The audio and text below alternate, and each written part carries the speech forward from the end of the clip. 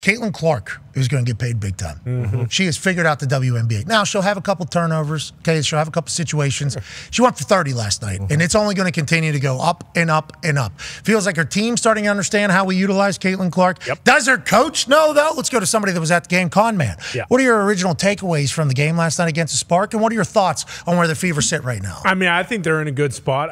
It seems as though last year the team obviously was built on offense around Aaliyah Boston. Like, hey, this is our girl. She is our breadwinner. And now the team changes. She wins the Rookie of the Year last year, and now Caitlin Clark comes in and she's introduced last. She is clearly the star. And their kind of scheme, it feels like, changes. Like, it is more running gun. It should be. It's Caitlin Clark, and she's scoring 30 points kind of easily. I think she had 15 at the half, and she was playing fantastic.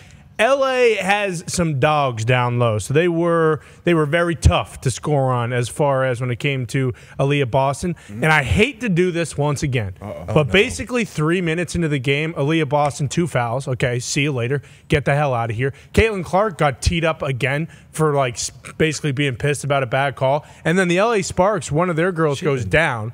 They don't blow the whistle dead. This girl almost gets stepped on. Caitlin Clark's like, hey, look out for her. She's underneath the net. Obviously, after a foul on the Fever by Caitlin Clark, that was basically like, hey, protect this girl. Like, you could hear Caitlin Clark saying to the ref, hey, you need to protect her. Like, she's underneath the rim. Their team has the ball. Stop the game. She's clearly in a lot of pain. That girl gets up and reams out the ref, doesn't get teed up. So, there is this weird... They want to set the tone with Caitlin. It's this weird feeling that the WNBA feels, and not the other girls, although they were face guarding her. They are treating her as if... In between foul shots, she doesn't even remember that she has another shot. Oh, shit, I got to get Caitlin Clark 22. No, you got to shoot another foul shot, lady. Yeah, and the reason that she didn't realize that she has another free throw is because they teed up Caitlin Clark for a nothing, and that's why she had to take another one. But, again, it does feel as though maybe not the other players are like, hey, screw this girl, even though they're covering her like, hey, we don't want to be the team that lets Caitlin Clark go for 40. Go for 40, yeah. And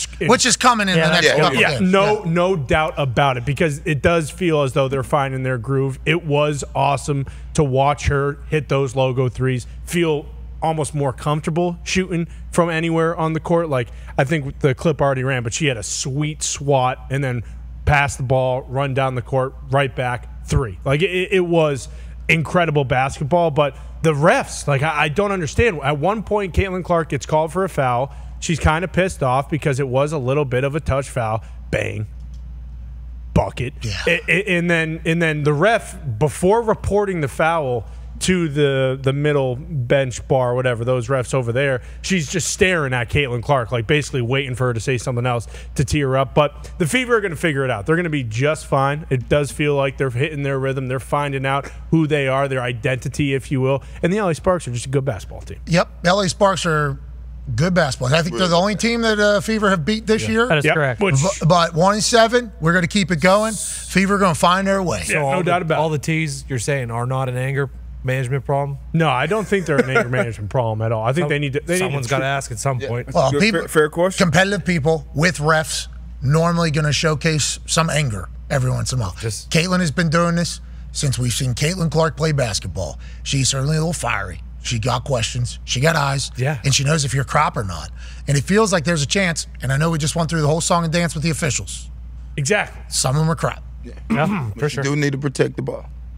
Well, no doubt. There are times where, and that is something that feels as though in the WNBA, they know where you're going. If you're driving to the hoop and jumping and looking to pass, they know where you're trying to get How's Coach Sides doing? Things are good? Coach Sides are good. I mean, look, we're down 13, 14 points with 4 minutes left. Look, you can talk shit. I'm going to the game, so I don't want to hear it. 14 points, 14, 15 points, and then they make this Connor was boots on the ground last night. That's fine, but you can also watch it and, like, understand that everything that's going on right now with how much expectations are around this team, and like she takes a timeout and takes Caitlin Clark out, and then there's a 10-point swing and they're down 5 when she's on the bench and she's +4, and then in the last game plus whatever. Like, if they don't start winning, like, they will shit can this lady. Like, that's just how it goes. I'm not disagreeing with that. That is a matter of fact in professional sports. Like, he's watching the game unfold live in person and feeling the energy. Like, they're down 15, timeout. They come in.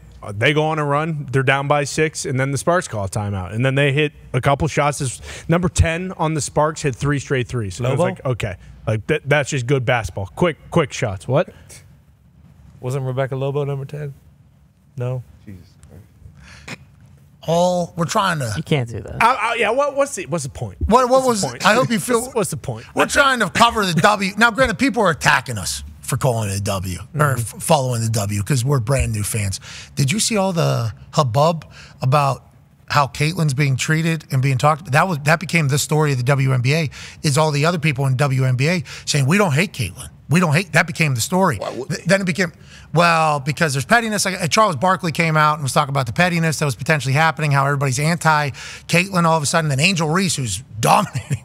Angel Reese is having a hell of a rookie campaign. She had a tweet, and then she took that tweet down. And then I think it's all kind of finding its balance right now. I think it's all kind of finding its balance right now. We're in a new world with the W, and Caitlin, I think, is becoming who we all thought she would be, even though the first few games were certainly not great. She's going to score 40 within the next 3 games. I mean, that is just go ahead and book it. And I think Caitlin Clark's mentality is going to lead her to have success, but everybody else is going to have to join in as well. We're happy for a W.